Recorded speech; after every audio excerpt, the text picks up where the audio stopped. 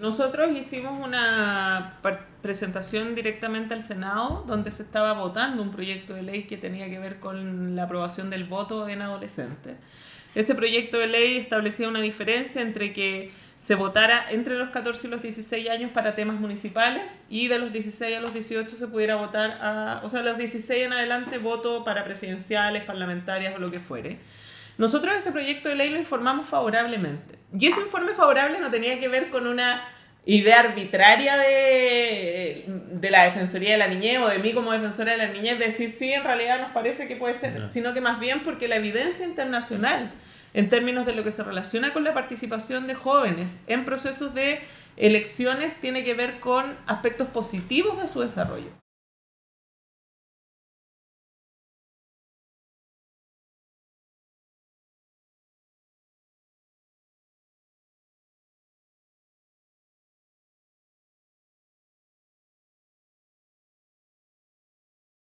Nosotros en Chile tenemos el voto desde los 18 años. No podemos saber si los jóvenes menores de 18 años quieren votar o no, si nunca los hemos dado la posibilidad. Entonces, tratemos de desmitificar lo que pasa, tratemos de evitar la minimización de la participación de los jóvenes. Yo creo que ahí hay un tema, porque hay gente que no logra entender en este país que los niños, niñas y adolescentes son sujetos de derecho y son tan dignos e iguales como tú, como yo, que somos adultos. Y siguen pretendiendo tratar a los niños como objetos de protección y por tanto de decisión exclusiva del adulto que le rodea. Y ese es un error, porque eso implica desatender la autonomía progresiva, que tiene que ver con que yo a medida que voy creciendo, voy siendo capaz de tomar responsabilidades, definiciones y de tener mayor capacidad para eso. Entonces, esto del simplismo de decir es que si votan siempre va a ser porque el adulto les está diciendo lo que voten, eso no es real. Eso es no conocer a los jóvenes de nuestro país, es no conocer a los jóvenes de sus familias, porque yo francamente conozco a jóvenes de mi entorno y uno puede conversar con ellos y tienen una opinión clarísima. Yo estuve en un cabildo en Valdivia, una niña de 12 años, y tenía clarísimo, sin ninguna imposición ni pregunta mía, qué es lo que ella espera de nuestro país. Y tienen súper claro qué es lo que involucra la desigualdad, qué afecta o qué implicancias tiene la desigualdad. Entonces, esa simpleza de la visión que tienen los jóvenes, que no está contaminada precisamente por lo que los adultos muchas veces hemos vivido, ¿no es cierto?, es la que no podemos perder porque es demasiado rica, es demasiado enriquecedora para el desarrollo de cualquier país. Y tratar de minimizar su participación yo creo que es un profundo error.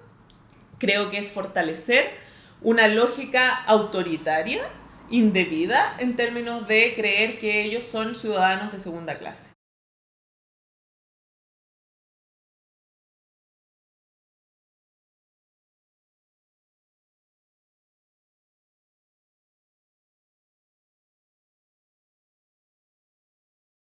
Bueno, yo lo he dicho siempre, precisamente en la discusión de distintos proyectos de ley o particularmente de instancias en las cuales se procura disminuir y bajar la importancia o tratar como de minimizar el rol de los jóvenes, que a mí me parece, y yo creo que es algo que cualquier persona que defiende los derechos humanos lo diría, que no podemos usar los derechos humanos a gusto consumidor.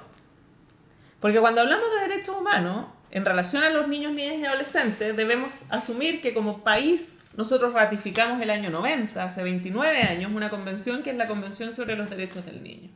Y esa convención habla de principios que son los rectores y que los que nos obligan a los agentes del Estado, o sea, a los funcionarios públicos, a respetar en relación con el interés superior de cada niño, niña y adolescente. Y dentro de esos principios está el principio de autonomía progresiva, que precisamente involucra que a medida que los niños van creciendo, van siendo capaces de tener mayores capacidades, mayores condiciones para asumir responsabilidades y decisiones.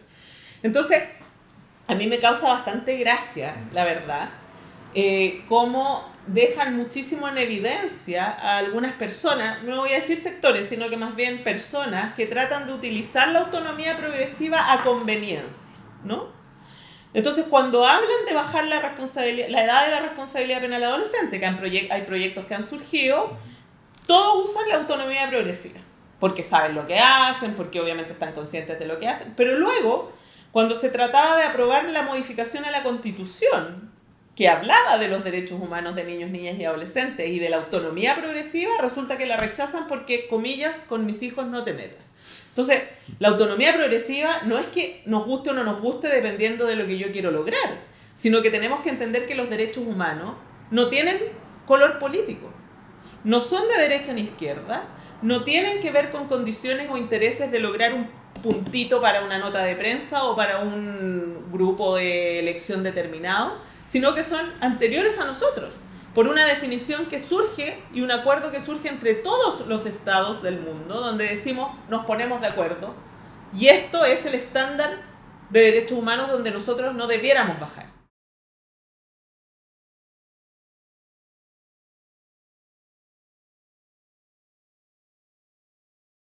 En esta lógica de, bueno, comillas, en el camino arreglo la carga, finalmente eso genera más costo para la sociedad, porque no somos capaces de generar y diseñar una política pública con enfoque de derechos humanos que ponga en el centro a ese niño que ha delinquido.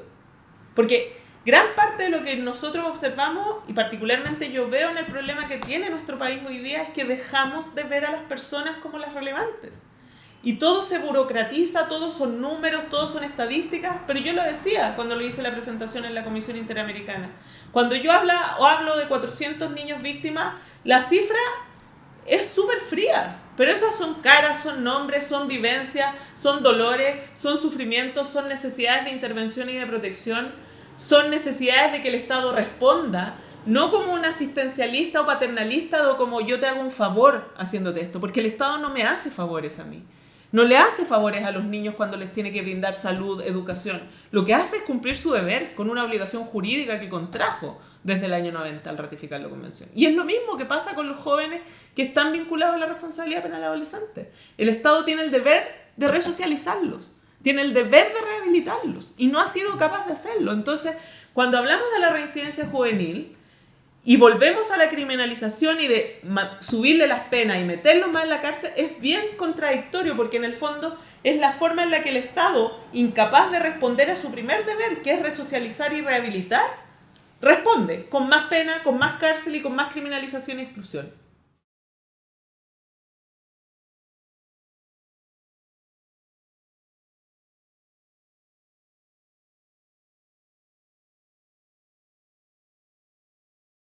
Sí, me permites una reflexión respecto a esa intervención de que el Sename colapsó 30 años antes que el metro.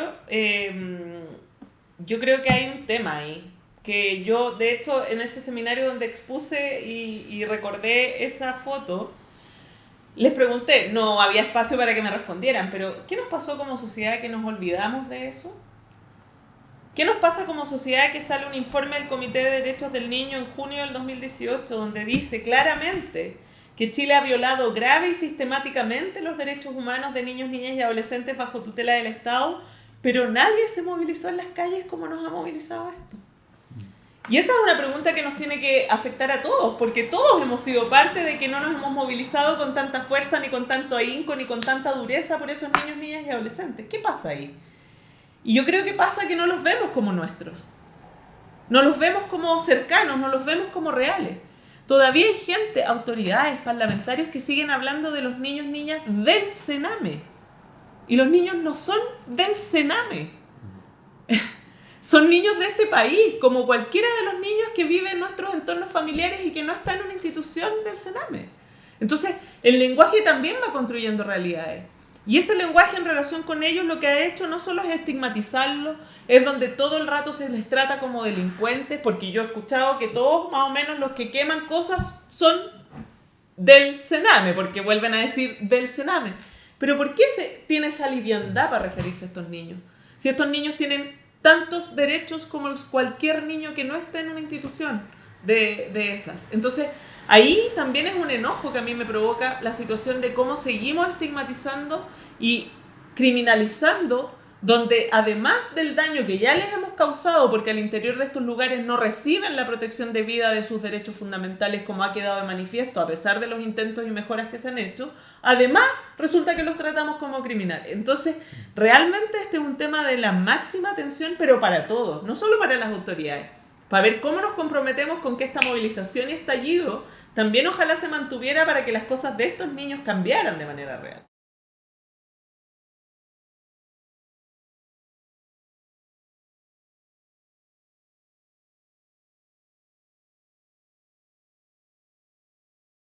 Yo fui fiscal 9 años y trabajé en la fiscalía 15 años. Y esos 9 años fui fiscal de delitos sexuales. Y durante los otros años también, o sea, estos 15 años he estado permanentemente vinculada a situaciones de victimización en la esfera de la sexualidad. Y desafortunadamente, en términos de cifras, quienes más sufren agresiones sexuales son niños y niñas, más pequeños, incluso adolescentes. En mayor proporción, mujeres. Y en un 80% aproximadamente de esos casos, el agresor es conocido o del ámbito familiar o íntimo de la persona. Honestamente, el tema de las agresiones sexuales es una pandemia. La cosa es que no se trata como una pandemia, ¿no? Porque si yo sé que hay muchísimo sarampión, se toma una resolución y se adoptan las medidas y se toma como pandemia y yo actúo conforme a eso y disponibilizo recursos para la intervención de la gente, para que no se contagie, etc. Acá, en el tema de las agresiones sexuales, creo que lo que han hecho las tesis ha sido brutal, pero en el sentido positivo de la palabra, en el sentido de cómo nos obliga a pensar y cómo obliga también a quienes no creen muchas veces en esto, a quienes siguen minimizando la vulneración de derechos, particularmente a niñas, adolescentes y mujeres de distinta edad en términos de la esfera de su sexualidad, porque este es un tema grave y es un tema que en Chile sigue persistiendo de manera grave, ¿no? Y además no tiene, desafortunadamente, procesos de intervención adecuados en orden a la reparación de estas víctimas, ¿ya? Además de tener un sistema donde es muy difícil para la víctima enfrentarse a la justicia, para generar justicia contra el agresor, luego tampoco hay instancias de reparación efectiva propiciadas por el Estado que logren que esas experiencias abusivas se integren como parte de la vida, pero que no condicionen la vida de las mujeres, ¿no? Y cuando hablamos del trauma o de del trauma en el ámbito de la sexualidad, eso tiene un impacto en el desarrollo psíquico de las personas innegable, ¿ya? La posibilidad de que eso afecte el desarrollo también en la esfera de la sexualidad, pero en otros ámbitos de la vida es real. Y por eso es que los procesos terapéuticos para las víctimas de agresiones sexuales son tan fundamentales. Pero en Chile ni siquiera eso lo tenemos asegurado, porque cuando uno pide terapia para una niña víctima de una agresión sexual, a veces tiene espera de 6 meses, de 9 meses o de un año, mientras un proceso penal se está desarrollando en paralelo con todo lo que eso implica en términos de condiciones. Afortunadamente se aprobó por nuestro Parlamento y me tocó afortunadamente participar en ese trabajo, la ley de entrevista video grabada, que viene a ser un cambio real en términos de cómo el sistema criminal se enfrenta a niños, niñas y adolescentes víctimas de delitos sexuales, reconociéndolos como sujetos de derecho y tratando de ponerse a disposición de esas personas que han vivido esta experiencia. Pero ciertamente eso solo está hoy día en 5 regiones porque es por etapa y nos falta muchísimo por avanzar. Yo veo a veces en redes sociales expresiones relacionadas con las tesis que de verdad uno dice, pues, o sea, ¿cómo podemos vivir en un país donde todavía haya personas, hombres y mujeres, que se permitan violentar tan agresivamente a quienes además han sido víctimas?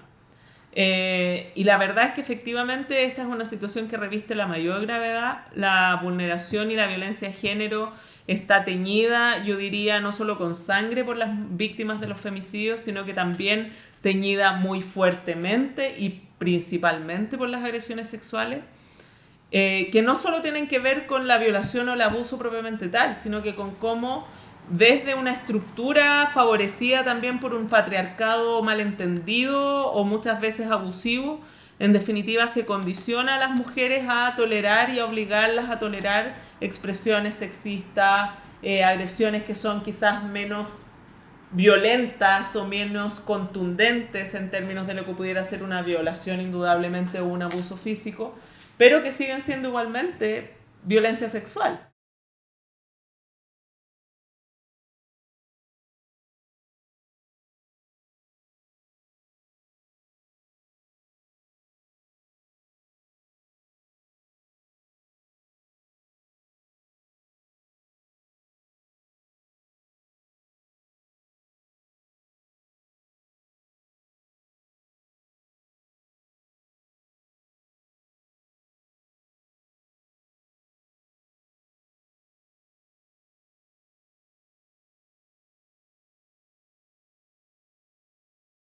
A ver, yo creo que los 4 informes son clarísimos y muy contundentes en términos de lo que ha pasado en nuestro país.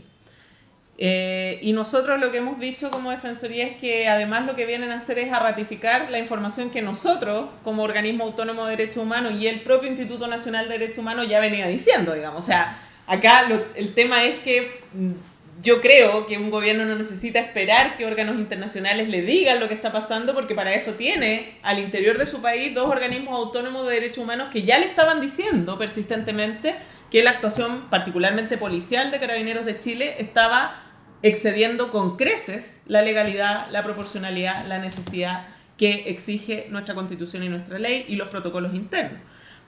De hecho, así lo planteé yo, que me parecía que tomar medidas solo sobre la base de la salida del informe de Human Rights Watch carecía de sentido, porque ya era un tema que se venía sosteniendo por los organismos autónomos chilenos y también por otras instituciones. Pero bueno, tenemos 4 informes y los 4 informes son clarísimos en dar cuenta de la gravedad de las violaciones a los derechos humanos que han existido en Chile. El tema de la sistematicidad es un tema que tiene que ver con una distinción que se debe hacer para poder determinar si estamos frente a crímenes de lesa humanidad, ¿no? Esta es más bien una discusión jurídica asociada a la posibilidad de perseguir criminalmente a nivel interno por la ley 20.537 o a nivel internacional en la Corte Penal Internacional a el Poder Ejecutivo o a alguno de sus miembros por violaciones a los derechos humanos. Nosotros como Defensoría de la Niñez, el día que hice yo la exposición ante la Comisión Interamericana de Derechos Humanos, que fue en 5 de noviembre, si no mal no recuerdo, no me acuerdo la fecha, 5 de noviembre me parece, yo fui súper concreta y específica. A esa fecha nosotros teníamos cerca de 300 casos. Al 13 de diciembre la fecha es de 491 niños, niñas y adolescentes respecto de los cuales hemos recibido denuncias de haber sido víctimas de violaciones a los derechos humanos. Y lo que ha ocurrido desde nuestra perspectiva es que se han cometido actos generalizados y sistemáticos que involucran graves violaciones a los derechos humanos, ¿ya? ¿Desde qué fundamento sostenemos que podemos hablar tanto de actos generalizados como actos sistemáticos? Precisamente de la definición que hace nuestra ley 20.537 de ese tipo de actos. O sea, en el caso de los actos sistemáticos, actos mantenidos por un periodo de tiempo que se dirigen específicamente a un grupo determinado de la población por un grupo determinado de personas. Y eso es lo que tenemos claramente en relación con nuestra realidad. Por lo tanto, lo adicional que viene tiene que ver con si hay una instrucción asociada a eso de parte del Ejecutivo. Y nosotros eso no lo hemos denunciado porque no hemos recibido tampoco información que nos permita sustentar eso, ¿no? Pero de que acá hablamos de actos generalizados y actos sistemáticos que efectivamente constituyen graves violaciones a los derechos humanos, no hay duda. El punto es ahora determinar, y serán los tribunales los que deberán determinar, existen ya acciones judiciales en esta materia, ¿qué es lo que ha pasado con la labor del Poder Civil? Esto es el Ejecutivo, particularmente el Ministerio del Interior y Seguridad Pública, respecto de no solo las instrucciones, sino que la tolerancia a la actuación institucional de Carabineros de Chile, que han generado estas graves violaciones a los derechos humanos. Pero este es un ámbito que ciertamente, desde el punto de vista de la participación nuestra como Defensoría de la Niñez, que tiene que ver con recabar datos e información de las víctimas y las denuncias de las víctimas, nosotros no nos corresponde ejercer el análisis posterior. Sí decir que lo que hemos visto en razón de las denuncias es un patrón de comportamiento de parte de personal policial de Carabineros de Chile asociado a la agresión persistente respecto de los grupos de manifestantes. Y esto es plenamente concordante con lo que han sostenido los organismos internacionales. O sea, no hay ningún resguardo de la protección al derecho humano a manifestarse pacíficamente. El uso de los implementos han sido indiscriminados, provocando graves afectaciones a personas. No se han respetado los protocolos que tiene el personal policial, tampoco se ha respetado la exigencia de legalidad del uso de los mecanismos y, por tanto, serán entonces otros los responsables de determinar qué es lo que pasa con este tipo de actuaciones. Pero efectivamente acá ha quedado en evidencia, no solo por lo sostenido por el Instituto Nacional de Derechos Humanos, sino que también por nosotros y por los 4 organismos internacionales que han hecho una revisión profunda de esta temática, que la situación es de la máxima gravedad Y lo sostuve yo en la comisión y lo sigo sosteniendo. Creo que el peor error que se puede cometer es relativizar o tratar de buscar contextos a la violación de los derechos humanos, porque las violaciones de los derechos humanos no tienen contexto posible. Y su rechazo es categórico o no es. Pero eso de empezar a medias tintas, a tratar de decir, bueno, es que en realidad se violó el derecho humano porque resulta que el carabinero está estresado, o tratar de buscarle la vuelta porque resulta que está cometiendo un delito, no. Los derechos humanos los defendemos o no los defendemos. Y eso es lo que necesitamos entender como país. Y honestamente es lo que yo pensaba que habíamos entendido después de haber vivido una dictadura. Pero creo que ha quedado de manifiesto, con todo lo que hemos tenido que conocer, que hay gente que todavía no está realmente comprometida con la defensa irrestricta de los derechos humanos, sin matices, sin exigencias y sin peticiones de contexto. Y ese es el desafío al que tenemos que transitar.